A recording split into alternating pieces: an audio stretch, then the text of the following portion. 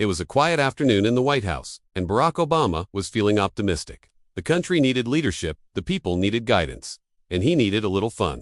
He walked into the Oval Office, ready for a serious day of politics. But little did he know, the day had other plans. As soon as he entered, Obama noticed something strange. The U.S. Congress was moving, not in the usual slow, procedural way, not in the boring debate, vote, sigh kind of way. No, they were dancing, like professional backup dancers in a music video. Nancy Pelosi was doing the moonwalk. Mitch McConnell was attempting a questionable robot move. Even Ted Cruz.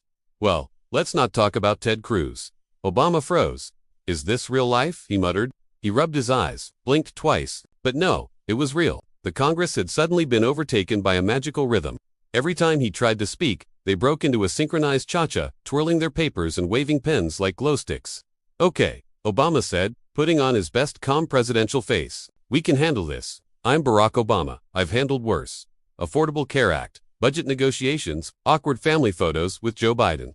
We can handle dancing Congress. He approached the podium, cleared his throat, and tried to give a speech.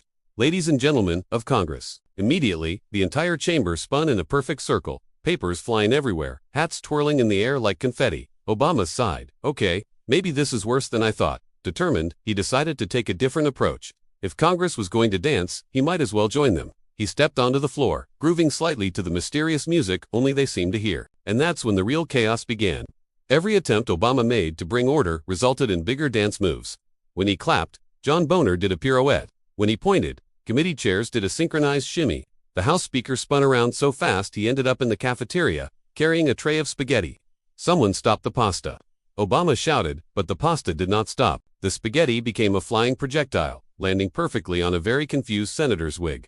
Obama tried reasoning. We need to focus on bills, not the electric slide.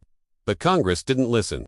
They were hypnotized by some mysterious, magical beat. Each committee chair had a new signature move. The Budget Committee did the robot.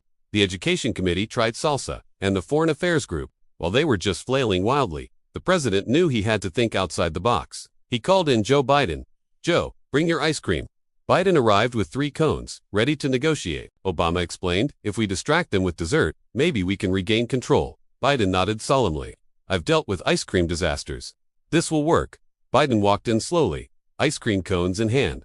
Immediately, every dancing Congress member froze, eyes glued to the scoops. A perfectly timed chocolate scoop fell off one cone and landed on a gavel. The gavel bounced, causing a chain reaction. A paperweight flew into a spinning chandelier, which flickered lights like a disco ball. Obama clapped his hands. Yes, now's our chance.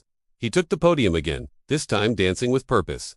With each step, he somehow synchronized the dancing Congress. Mitch McConnell did a surprisingly smooth salsa spin, Nancy Pelosi performed a flawless twirl, and even Ted Cruz, well, he attempted a small two-step. The room erupted in applause from the interns and aides, watching behind the glass.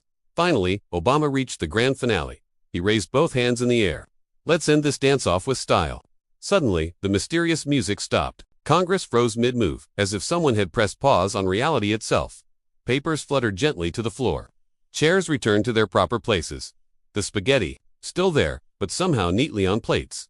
Obama smiled, adjusting his tie. Well, that was productive. He glanced at Biden. You think we can make this a new national holiday? Biden shrugged. Presidential ice cream days. Worth a shot. Later, reporters asked about the event. Mr. President, can you explain why Congress was dancing?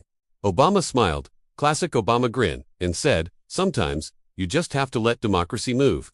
To the rhythm, the crowd chuckled. The footage went viral. Memes flooded the internet. Congress doing the cha-cha, Obama attempting the moonwalk, spaghetti flying across the room. Late-night hosts replayed the dancing Congress moment over and over, dubbing it the greatest political dance-off in history. And in every cartoon, Obama was always leading, cool as ever, with a perfectly timed grin and a beat that nobody else could hear. In the end, it wasn't just about politics, bills, or committees. It was about rhythm, leadership, and somehow, finding the groove, even when the entire government decided to turn into a flash mob. Barack Obama versus the dancing Congress became legendary. And every time someone hears faint disco music in the Capitol, they wonder, did it ever really end? Because when Congress dances, even the president has to join in, or risk being left behind.